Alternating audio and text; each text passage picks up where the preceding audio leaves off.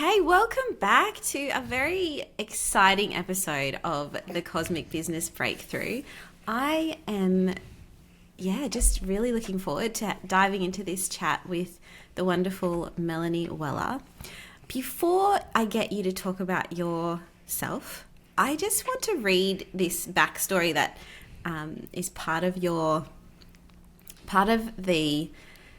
workbook that you're going to give the listeners access to at the end of this chat. But it's just a really interesting story. So 25 years of working as a physical therapist and athletic trainer with patients that no one else could figure out gifted me a reputation as the body whisperer and a vagus nerve expert. I trained with nationally and internationally renowned experts and collected certifications and credentials like fine wines. Then I had a health crisis, followed by a marriage crisis and a lawsuit crisis. One day, a patient who had his suicide plan for that night walked into my office. I realized I had to bring more than all my credential-based knowledge to the table that day. I had to bring my intuition too. 90 minutes later, he walked out 90% better, and I walked out with my fearless presence. Since then, I've been on a quest to help others find fearless presence, bringing their expertise together with their intuition. I teach the art and science of this to coaches in my neurosomatic intelligence course, through speaking engagements and in retreats. Corporate programs to support DEI, harassment training, mental health, and trust building are in the works. All of this is happening for you, Melanie. Thank you so much for joining me today. What does it feel like when I read your story back to you? Does it feel like... It gives me goosebumps every time I say it or hear it. And when I tell it, I still struggle with the words to be part of somebody's experience that was that profound. And I've seen that. I mean, that's certainly one of the most extreme success stories that I've had. But creating that kind of change in people's lives has been my drug of choice for a long time. And it's really, I think a lot of times we make healing way too hard. Absolutely. And that it doesn't have to, and that at the end of the day, like, we are each the medicine. And when you show up fully, miracles happen.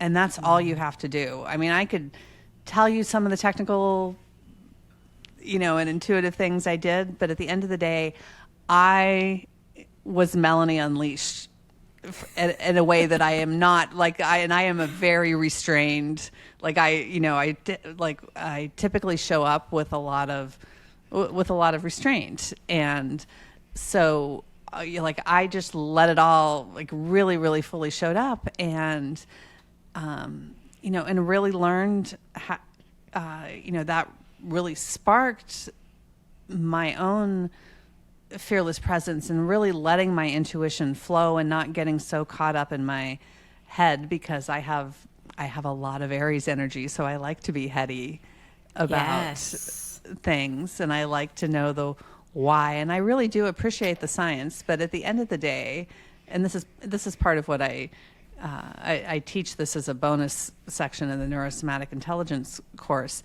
We are not wired for facts. We're wired for stories. And astrology and mythology are really, our nervous system fundamentally carries our story. And when you treat somebody's physical body, sometimes their story changes. But when you treat their story, their physical experience of the world always transforms. Yes, that's so powerful. And that is what I love. Part of what I love about astrology too is the story, the mythology and the story of it helps us really see ourselves in a different way as well, and start changing the way we interact with the world and with other people, because we can understand their story so much more clearly because of that, that archetypal nature of astrology. Yes, and the neuroscience says that the same neurotransmitter sequence that we need for change is the same neurotransmitter sequence a good story takes us through. Wow. And so that's why storytelling has been medicine for all of time, and in shamanic cultures, because it takes you through a physiological process that literally creates change. And a lot of that involves contrast. Like, you would not go see a movie or read a book and rave about it to your friends if it didn't have enough contrast in it, because it would be boring. Yes. And your nervous system will not let you live a dull story. You might not know how to tell it in a really interesting way, but nobody lives a dull story. Right. And that contrast, neurons fire or they don't. Contrast is just the language of the nervous system. Our brains are safe versus unsafe, trust versus distrust, friend versus foe, this decision versus that decision. Like, it's and you, like, we all crave contrast, or we have to, I like to think that if you can appreciate the contrast in maybe more subtle ways, that maybe life won't always hit you upside the head with a 2x4. Yes. But, okay. But I think enjoying the contrast is what it's all about. Yeah. Yes. So today I want to talk to you about this idea of being able to regulate your nervous system with the help of the cosmos, and using our zodiac signs, or tapping into our zodiac signs, to be able to decrease stress and potentially improve our success in business. So I'd love for you to explain, I guess, the vagus nerve, and because a lot of your work revolves around this spectacular nerve system, I suppose, and how it connects in with the zodiac. Yeah. So my clinical expertise for a very long time, long before the vagus nerve is having a moment on social media and in the media right now. And I have been treating the vagus nerve as a pinched nerve in people's bodies for at least 20 of my 30 years of clinical experience, and probably, I'll say longer, probably at least 25, so it's been like, I was doing vagus nerve work before it was cool.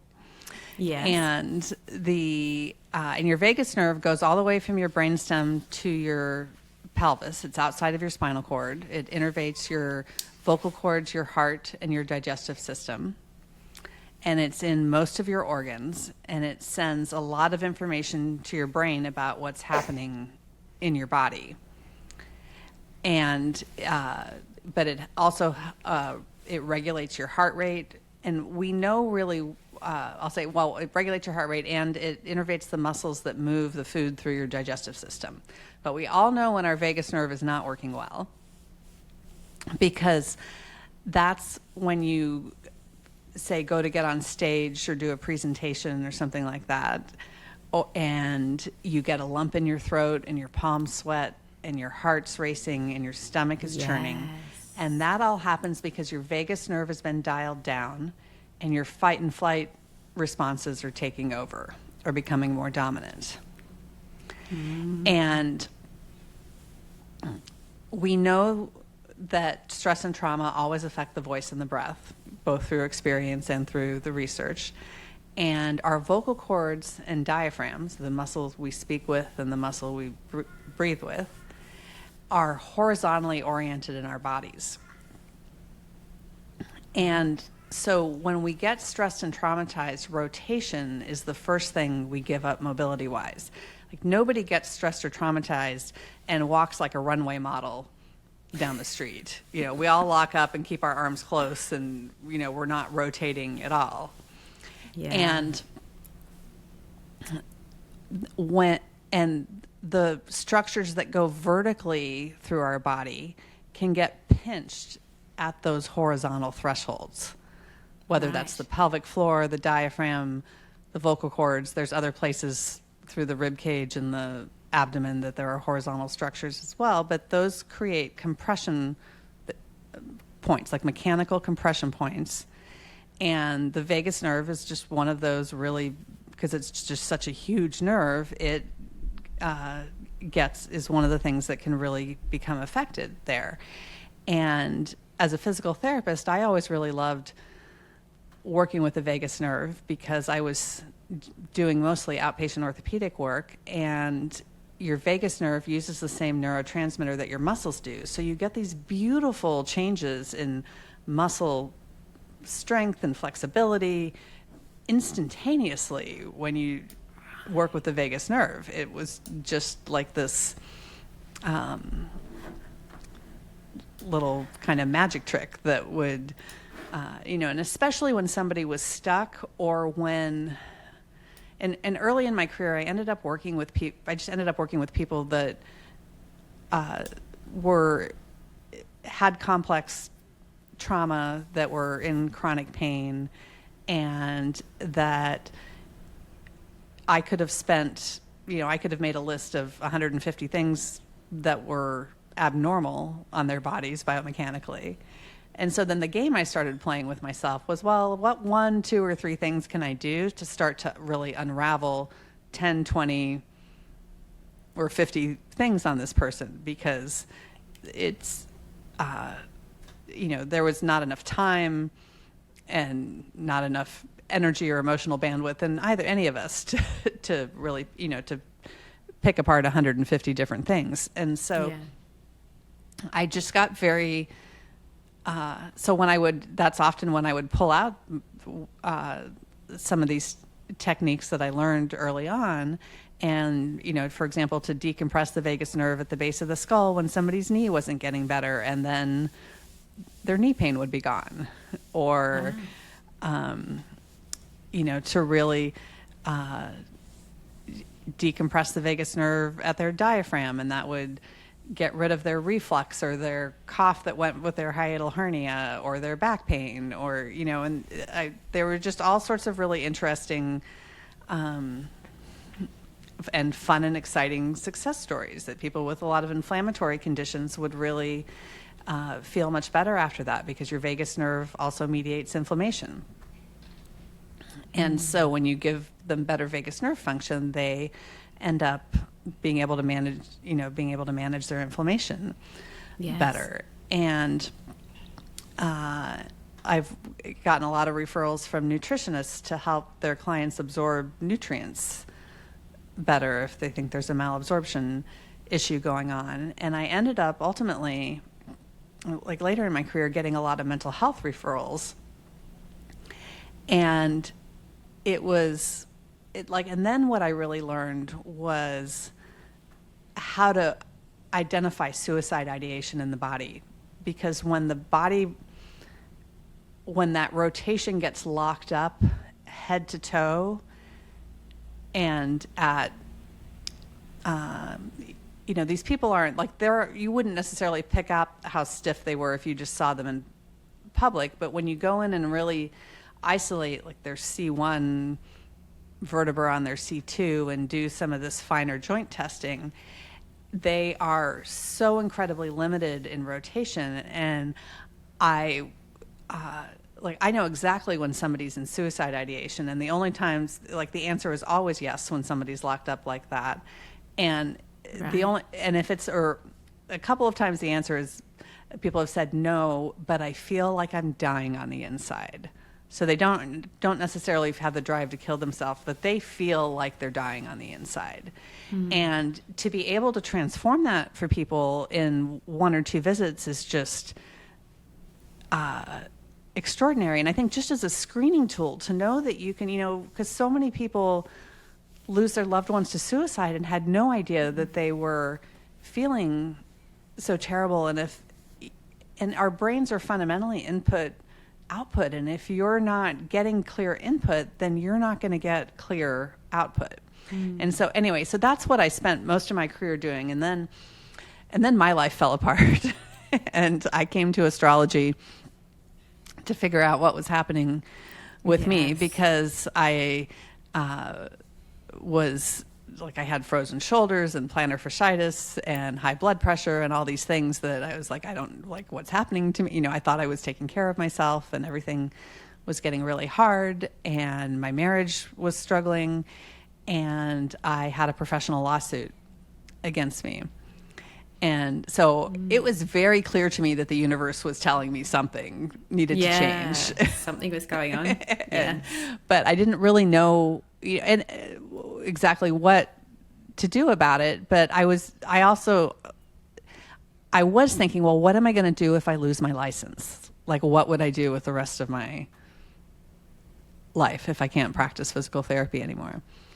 And I'll give you that. Like, the happy ending of it all is that my body healed, my marriage healed, and the lawsuit got dropped in the midst, Right. and I really credit, but I will say I credit a lot of that to connecting this astrology and the body piece. And what really became obvious to me early in my study of astrology was that we are made in the image of the zodiac. Our anatomy mimics the zodiac, and that's something that doesn't really, it hasn't been taught in any medical astrology piece that I've seen. But Aries rules the head, and I have this is where it really connected with me. I have a picture that I've showed patients, like hundreds of patients probably over the years, because I love this image, and it's in the workbook. It's a compilation of MRI images to show what the ventricles of the brain look like. And the first time I went to show somebody after I'd been studying astrology, I was like, oh, they look just like the ram's horns that represent Aries. And I knew that in astrology, Aries rules the head. And I had been reading in the throes of all the crisis. I had also started reading, and one of the books I was reading was Graham Hancock's Fingerprints of the Gods. And in it, he talks about the Egyptian myth of Isis and Osiris as the story of the Earth's precessional cycle and as a way ancient people communicated science, and that the numbers of the Earth's precessional cycle are coded into the story. Wow. And they just wrote their science differently than we write our science nowadays. So I was chewing on this idea that science, that these ancient myths were scientific stories. And then I go see these ventricles that are the same, look exactly like the ram's horns that represent Aries.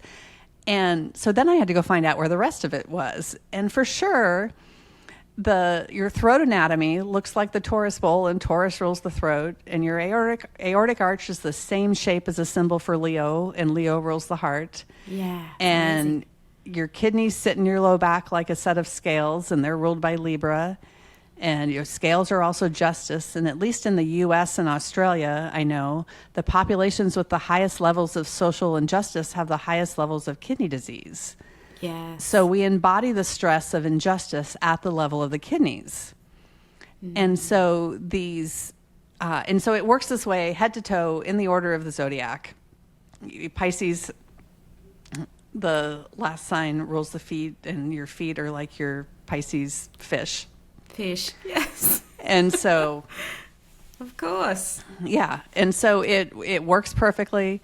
Saturn rules the knees and the bones, and your long bones are organized in Saturnian rings. And this works at the cellular level too. You're a molecule of ATP, which is the energy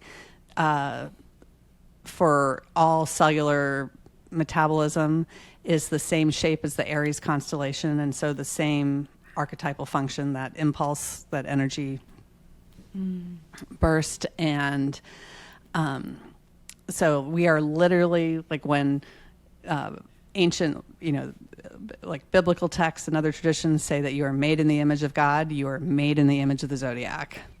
Yes. Literally, structurally, and even the angles match. And this is where I really, because of my biomechanical knowledge, it really clicked here first, because when I was connecting all of this, I had a very physical therapist thought, which is that the Earth right now is at a 23.5 degree tilt. So what's 23.5 degrees from the midline of the body? And your vagus nerve exits your skull 23.5 degrees from the center of where your spinal cord exits your skull. And normal rotation between your first and second cervical vertebrae is 47 degrees. So twice both twice 23 and a half. And there's 47 degrees between the pole stars that our Earth orients towards over thousands of years. Wow. And your anterior cruciate ligament in your knee sits at a 47 degree angle.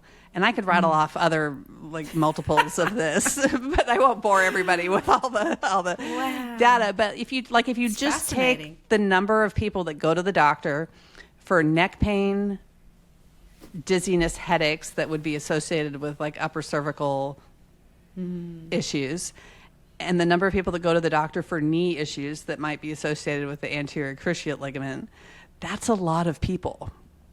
Yeah. That are in the medical system for that.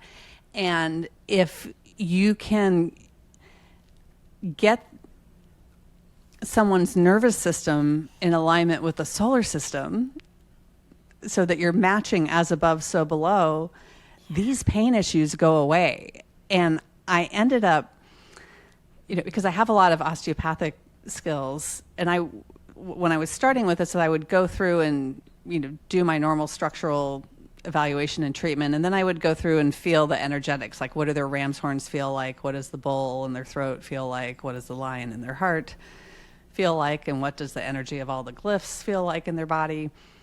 And if it wasn't right, I would fine tune it. And then one day I decided to go in the reverse order, and I was like, well, maybe I'll just fix my perception of the astrology energy in their body first. And because I know how to, and I know how to test before and after, I know how to measure when they're stuck, and then, have this before and after comparison. And when I was fixing the energetics of the astrology, I was getting the same biomechanical or better, faster biomechanical transformations in people than I was when I was doing the more osteopathic, craniosacral kind of corrections. And so, you can work from either way. And so, because we're physical beings, sometimes our bodies want that structural change first before it goes energetic, but not always, but you can really kind of go at it from either end. And it's just endlessly fun. And so then in terms of nervous system regulation, when if your vagus nerve is compressed at these places, at your diaphragm and your pelvic floor and at the level of your heart and your throat, and your brain and your vagus nerve is 80% input towards your brain. It's your brain, your nervous system in general is only 20% output. It's mostly input from your environment and from your body. Right. And if you aren't getting clear, if your vagus nerve is compressed at the base of your skull, that's your Aries on your Taurus. I really see it more as between the signs, or even if I was going to look at it in charts, it's like a Western chart against a sidereal chart. That that really to me shows. Comparing those two charts can show a lot of the compression, but it gives you a way to really, I think, ask more meaningful questions about what's happening. A lot of if somebody has, if I find that they're more limited at the base of their skull, I'll say well, are you being the hero in someone else's story at the expense of your own, or satisfying other people's desires at the expense of your own? And it's not unusual for people to burst into tears. Yes. Or to feel like I've suddenly, seen their life in a way that they didn't, I've shed a light on their life in a way that they didn't really expect, or that they hadn't seen before. And then that, it gives them a way to repattern a behavior that's driving a lot of stress in their life. Absolutely. But it also just means that I can have them pull on their ears in a specific way to decompress the nerve there, so that their Aries Taurus relationship becomes more positive or more agreeable. So it can be just structural and that you go through it structurally. And with a lot of people, like when I get artists and things like that, and even executives love this, like I'll sometimes do it as a drawing exercise, and they really get a lot of insight through going through the drawing exercise in a particular way to resolve that. And all of those things by themselves can resolve the energy. Like I don't always have to fix it with my hands. But when it starts to, this kind of, I will say tension in the body, mechanical, like fascial tension, mechanical tension, as well as this astrology energy is kind of like a puppy or a toddler. Like it just wants to be held and petted and seen and heard a little bit, and then it'll go play nicely. Yeah. And so if you give it a little bit of attention, it really can shift, but in a more precise way. Like if it, like I can test, like in an Aries way, like I can test if they have a visual deficit. I can test if they have an auditory deficit or a vestibular deficit, and like test those head things. And then give them a really specific exercise to address that. Yeah. So we sort of talked about this before we started recording, but I'm interested to know if you're looking at a chart,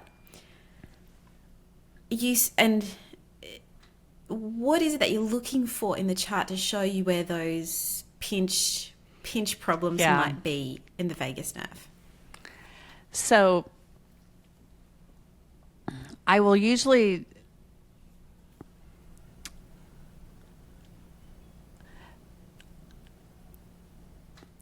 if I'm just doing it from a chart, like I'm always combining the chart and the physical test to kind of like, so it's not always, just one or the other.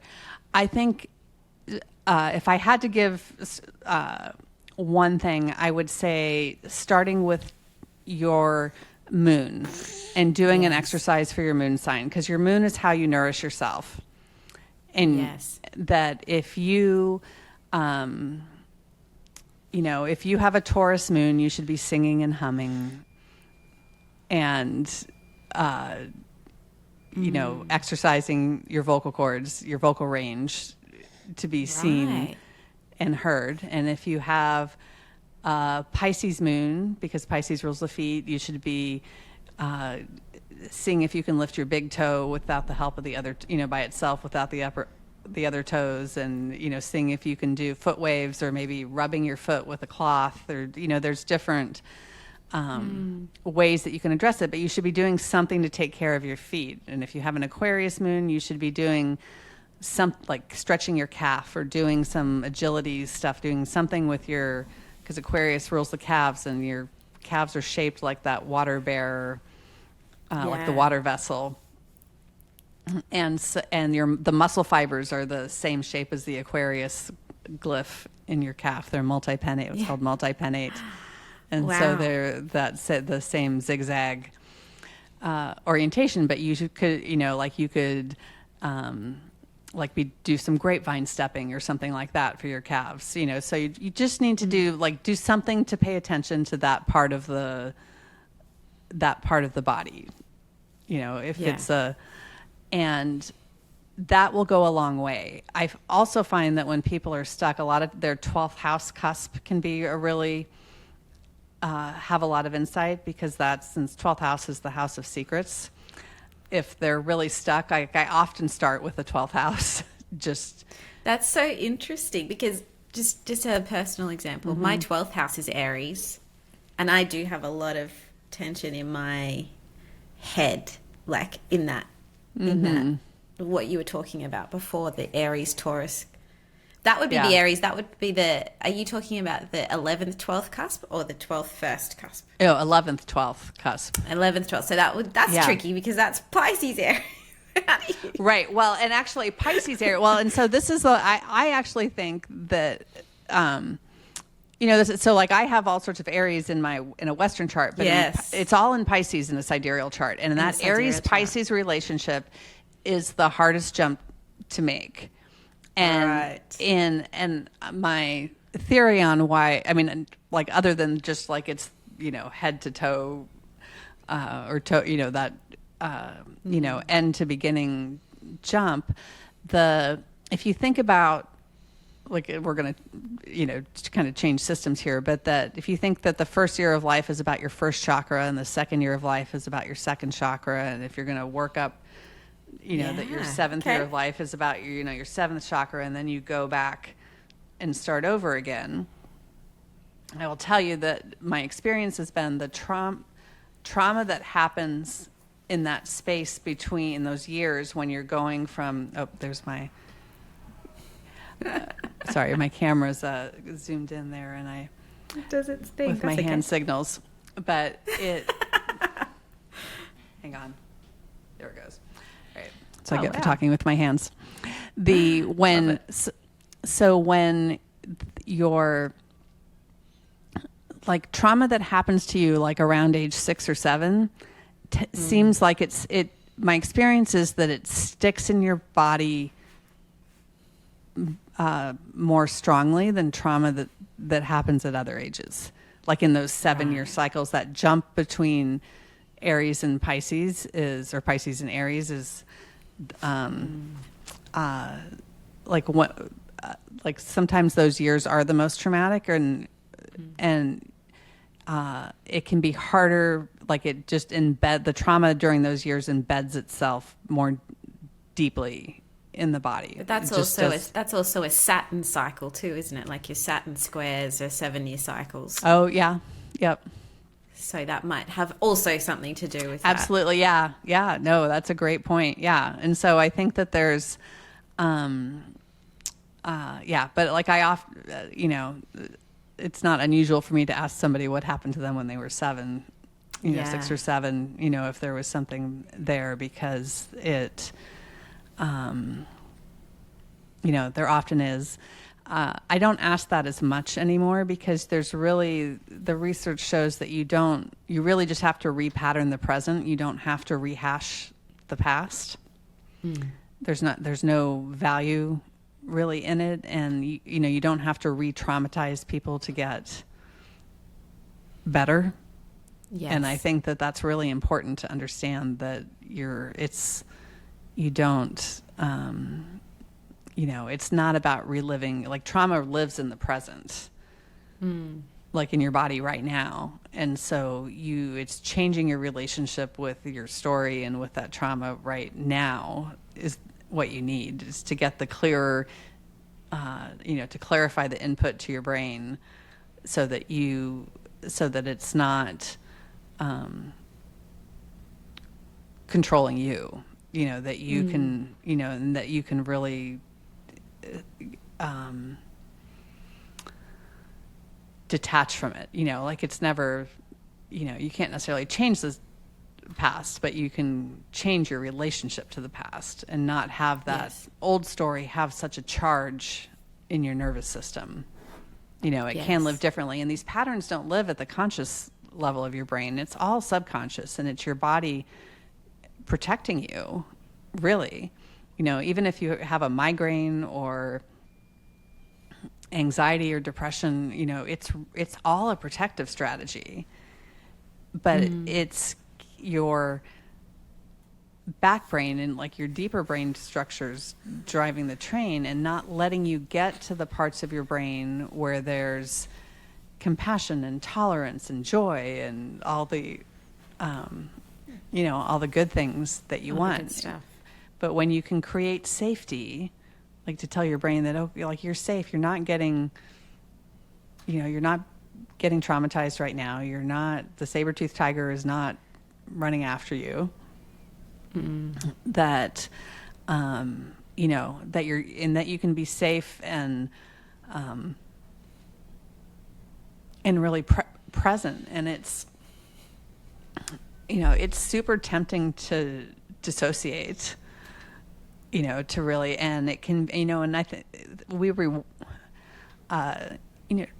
people that are very intuitive often are very skilled at dissociating, because that, they're really able to blur the boundaries to get other intuitive information, but that's really, there's a high cost to your own body for not having your boundaries, and you don't have to feel everyone else's feelings to be intuitive, you know. And the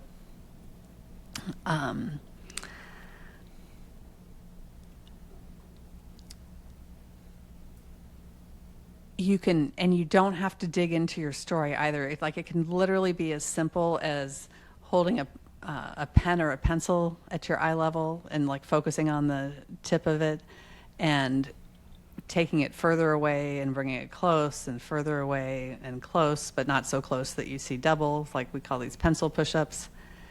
And just doing 5 or 10 pencil push-ups can dramatically change somebody's experience of the world through pain,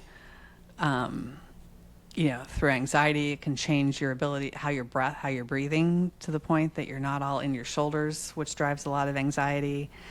I just did pencil push-ups with somebody today. I had a client fly in from Puerto Rico, and she was very limited, rotating to one side, and we did a few pencil push-ups and it all melted away. And you know, some of this, I had somebody recently that was really in a lot of emotional flashbacks, and I did one technique through the roof of her mouth, you know, so really decompressing, like, I mean, that's almost like Aries on Aries, you know, that's just being really stuck within your Aries, I would probably say, versus even between signs. But it got rid of, she'd had years of emotional flashbacks, and it went away like with one technique, which is like another one of those moments that like it's amazing to see it work that well, and to, you know, and to be able to use, like, to see that the you know, like her astrology energy was all distorted too. And so even though I, like with her, I was doing something really like a little more structural, you know, like I'm still able to engage that astrological energy and to know that she's, you know, she's, you know, to like help give her inner hero some purpose, you know, and more clarity. But you can really just do these exercises at these thresholds, these horizontal thresholds in the body, and your roof of your mouth is another horizontal threshold.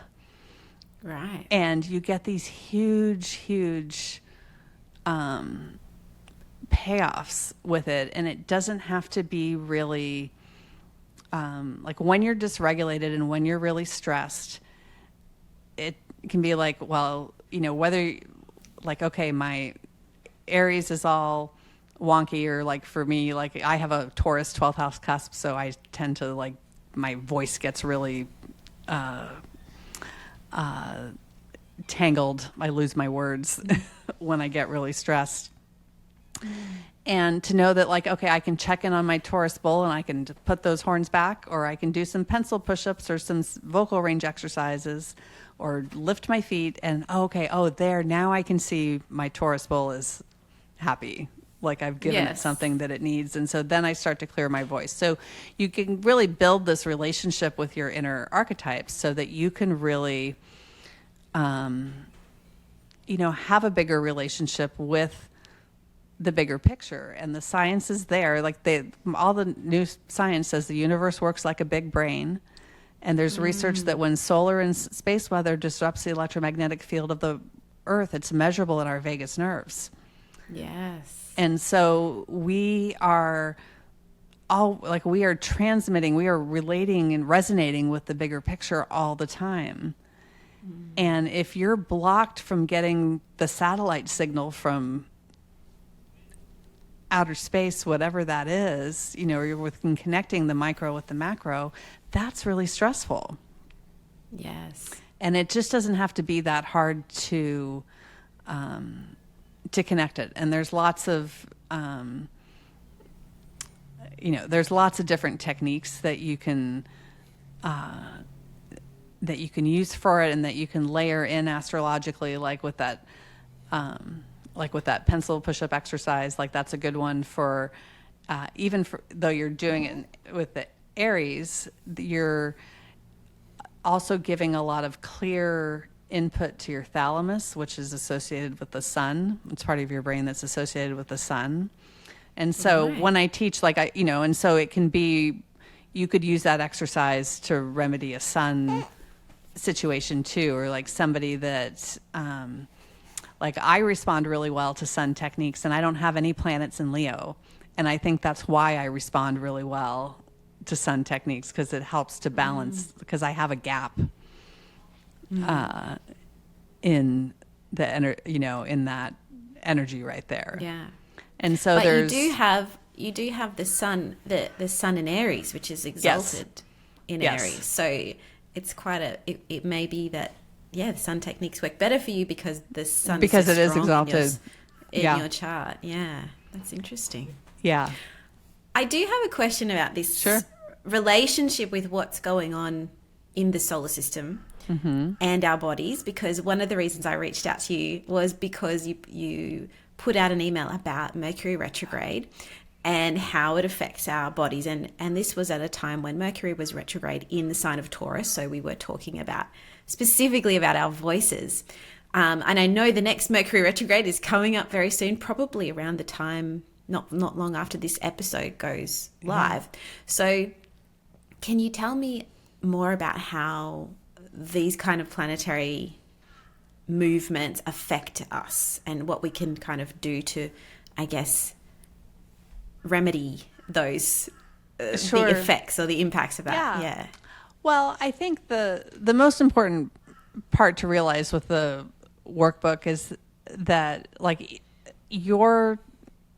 everybody's nervous system is unique. And the most important thing is just to test your own body, to check your own neck rotation or trunk rotation, or check how tight your calf muscle or your hip flexors, or, do something that, to test your own body, and then do one of the exercises and then retest. Mercury retrograde, I feel like, gets a really bad rap. And that it could, because it's really an incredible opportunity to go inward, and things like walking backwards is a really valuable therapeutic activity. Wow. And, since retrograde means walking backwards, it's important to do it in a safe environment so that you're not going to hurt yourself. But walking backwards is really great for knee issues. It helps develop your sense. As we age, we all get more dependent on our visual system for balance. And so just to really connect with your more your interoception and your internal systems, so that you're not seeing exactly where you're going, and trusting that you're going to have the balance and everything to get there is really important. And so I think that in listening to your inner voice, really, what is your body saying, and how does your body say yes, and how does your body say no? Because we violate that. We don't listen to our bodies all the time, and then we get pain or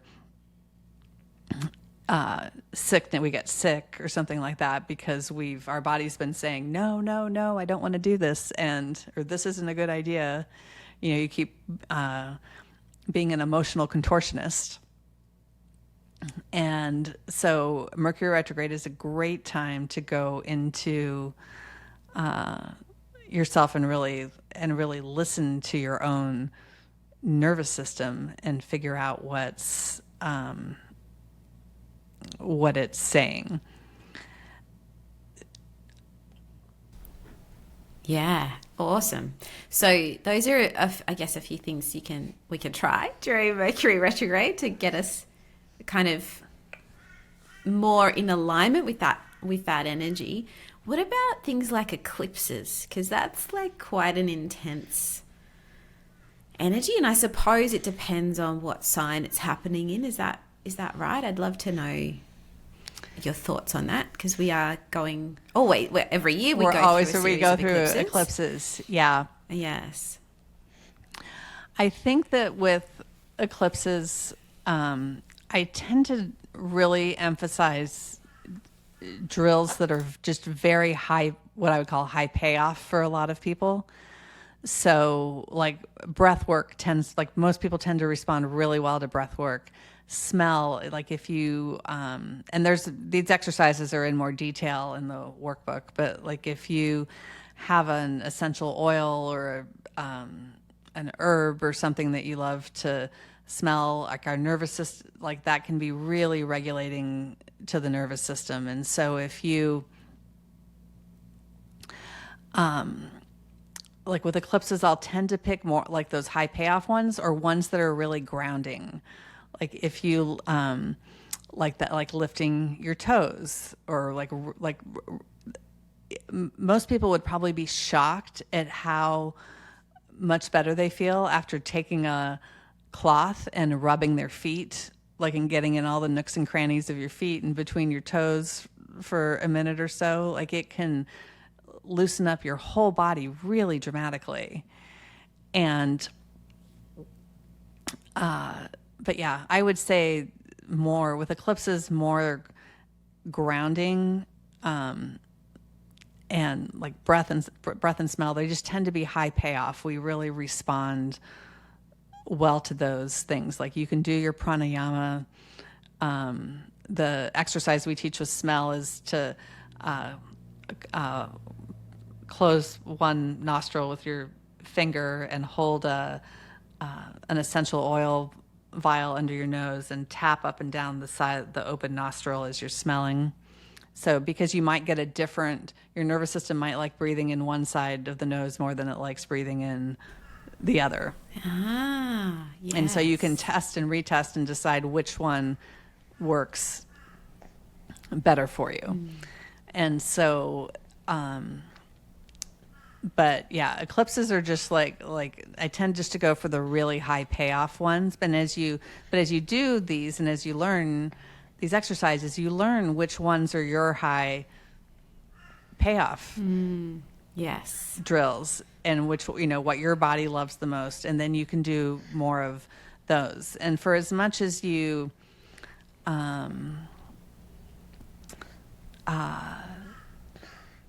I'll tell you, like I've had a chronic foot issue the last year or so. And through my Vedic astrologer, I was really struggling figuring it out. And he's like, oh, well, Venus is hammering your foot. And so then I just started singing more. And it's made a huge difference, and exercising my vocal range. And I know from the research that like women with pelvic floor incontinence don't have good vocal range. They tend to have more limited vocal range. And so if you tell them to even just go read like Little Red Riding Hood to the children in their lives or, to somebody and do the voices. So they're doing Little Red Riding Hood and the Big Bad Wolf, and they're getting all the, doing all the character voices that will help their incontinence. And so it's kind of the same thing with my foot, even though I think I was like, I'm pretty mindful of exercising my vocal range, but I have a 12th house Taurus cusp, and it wasn't enough. Like I had to do something I had to up level that but it literally creates more downward pressure in the body. So using my voice more intentionally and in a bigger way took that downward pressure, like literally lightened my body on my foot. Wow. That's amazing. So in the same way that you see the zodiac signs influencing us, or, that we can kind of target specific points based on zodiac signs, do you also see that reflected with the planets? So, like we just talked about with Mercury And then with Venus, will you do things associated with the Venus signs, or is it more like, because we're about to go into Venus retrograde for a much longer time than a Mercury retrograde. So is there something specifically that we would look to with that? I mean, it's obviously going retrograde in Leo, so maybe we would be doing some more heart type exercises. Yeah, no, I think that it's that kind of thing. Yeah, yes, you could do more heart. You could even do more, like Qigong, has some really great exercises where you, you kind of use momentum to where you're swinging your arms, so you're alternating between, kind of hitting on your kidneys and hitting at below your collarbones, right? As you swing your arms back and forth, and so then you're getting you're getting the Venus kidney area and getting a little tapping on your heart area. Right. Okay. And so, but you have to stand and have your arms free, and you're just but you're going between your I get you. Yeah. Okay. Back and your front. And so you can do there's lots of different ways to do it. I tend to look more because Venus is going retrograde in Leo, I would probably tend to look more at the relationship of Leo to Cancer or Cancer to Virgo. Yeah. Because those adjacent signs, seem to the adjacent signs, the relationship of the adjacent signs seem I find that to be more of an issue. Right. More of the time than a cross, or having squares. And if that foundational kind of zodiacal structure in your body is solid, then you can hang your personal planets on it really nicely. But but since Cancer is also in the chest, one of breathing into the backside of your heart is a great retrograde activity. Yeah. And it's so valuable for decompressing your vagus nerve. And most people don't have, or at least I'll say most people that I get to evaluate are breathing way too much in their shoulders. And they don't have this 360 degree expansion of their rib cage. So that, and because Cancer rules the breast and Leo rules the heart, that getting that 360 degree expansion of your rib cage and inhaling into the backside of your heart can be really valuable. And the Leo Virgo place, that's at some level your diaphragm as well, or that intersection. Your diaphragm's the threshold between there, because your heart sits on top of your diaphragm just like a sunrise or a sunset. And when our diaphragms get dysfunctional, they get flat. They go from being a dome shape and they get flat. And so when you exhale more, and that could be even blowing through a straw, for example, if you inhale for 2 seconds and exhale for 8 through a straw, that can help fluff up redome your diaphragm. Yes. Okay. And so, this is awesome. Yeah, but does that make sense? So some of those. Yeah. So I that's kind of more how I would look at it, is kind of in those where is the horizontal threshold that between those signs, and on either side, and address that. And for the Cancer Leo, to me, that's really your pulmonary artery and vein go horizontally in your chest at about the level of your second, third rib. And so that breathing into the backside of your heart gets that level often. So. Yeah. So I guess the more that we can tune in, I guess a lot of your work is really helping us to tune in with our bodies and understand where we're actually blocked. And that may be, we might be blocked in business, we might be blocked in life, we might be feeling these these pinch points, as you say, we're not consciously aware of them, but subconsciously we're storing all of that information inside our bodies. And so the more that we can get aware of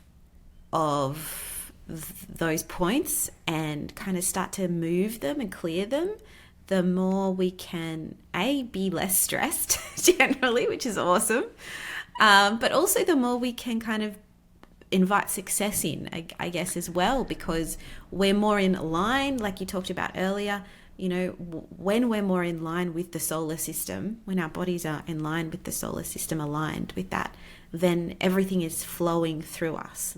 It's we're so more much of that easier. channel for success, yes, and for Absolutely. what we want to manifest. And for what you want, if your brain or your nervous system is busy constantly asking, am I safe, am I loved, am I safe, am I loved, you're not gonna, you just don't have the bandwidth to create the success. Or even if you do, you probably don't have the bandwidth to enjoy the success that you create. Like, Yes. I've worked with a lot of really successful people, but they aren't always able to enjoy their success. Yes. And, we often stay in that alertness phase and we're not able to experience the reward. And the vagus nerve is really the bridge between alertness and reward. Like, you have to go through the vagus nerve to get there. And Right. so when your vagus nerve is working better, really everything's better. And for those that might know a little bit more about the nervous system, your vagus nerve also mediates freeze responses. But when you decompress it mechanically, the freeze responses also are soothed. Like, you don't, you wouldn't necessarily want to stimulate the vagus nerve in a freeze response, because that's already having a high vagal response. But when you breathe into the backside of your heart and pull on your ears and do a lot of those exercises in the workbook, it mechanically frees your vagus nerve. And so it will also get you out of a freeze response. So if you're feeling like, you're feeling overwhelmed, say, you've got, for instance, you've got a big promotion launch type thing coming up in your business, and you're starting to feel that, like, I've got so many things, I don't know what to do next, or like I'm just, you can feel that heaviness setting into your body. That's when you do these exercises to kind of get you moving again. So you can do them. So in so there's two different ways to use them. So you can absolutely use them as rescue tools. So that, you're starting to feel anxious, or, like you're getting ready to go on a podcast interview, and that you're a little bit nervous. And so you do your exercises before, and then you do the podcast interview, you do them again after, you kind of sandwich the difficult activity with that so that you stay regulated. You can also use them as training exercises. So like every morning while your coffee is brewing, you do a few exercises, and your nervous system starts to learn that it's safe. That consistent training makes a big difference too. So you can use them to rescue yourself from a situation. For me, like if you have a difficult, when I talk about stage fright and the kind of that proverbial, vagus nerve reaction with the lump in your throat, you can have stage fright on stage, or you can have it in the boardroom, the Zoom room, or the family room. My mother has given me stage fright many times in my life. and so you can, but yeah, you can use them to rescue you from, so that you're not stuck in like playing a scene in your head over and over. It can really take you out of that, and like, so that you can just be present with whatever is and not ruminating on what has what has happened or what might happen, because that's really where we create our own suffering, that we're worried about what happened in the past or what's going to happen. Yes, Absolutely. Absolutely. Well, I've absolutely loved this conversation and just listening to you talk about all of your experience and what all of this can look like or feel like in our bodies. Is there anything else you want to share with the listeners before we say goodbye? Oh, well, I am. My favorite thing to do when I'm having someone breathe into the backside of their heart, and I have more specific instructions around this that are in the workbook, but if you're listening and you're just going to inhale into the backside of your heart, I combine this with an Andean proverb that I really love that says, your future is behind you, propelling you forward, and your past is in front of you, waiting for you to make peace with it and clear your way. And I think that's really the truest statement about how time lives relative to our bodies, that the universe has your back, your good future has your back. And the question is, can we trust that our future has our back to let it carry us where we need to be? Because most of us are very good at running away from our futures rather than letting it take us where we need to be. And your vagus nerve is the nerve of trust. So as your vagus nerve gets better, you can definitely trust the universe and trust the messages you get, and trust your relationship with the bigger picture that you're always going to be okay. Yes. That's beautiful. I love that. And I did your manifesting workshop, as I mentioned before we started recording, and I recommend that to anyone who's listening. Go and check out Melanie's Manifesting with the Vagus Nerve workshop. I think it's free, so on your website you can access that. And you do talk about that, that visualizing your past and moving it through to your future, like your to turn that turn I don't remember exactly how I said it in that workshop, but knowledge into wisdom and magic into truth. Take that magic from behind you to show up as truth in front of you. And beautiful. I love it. It's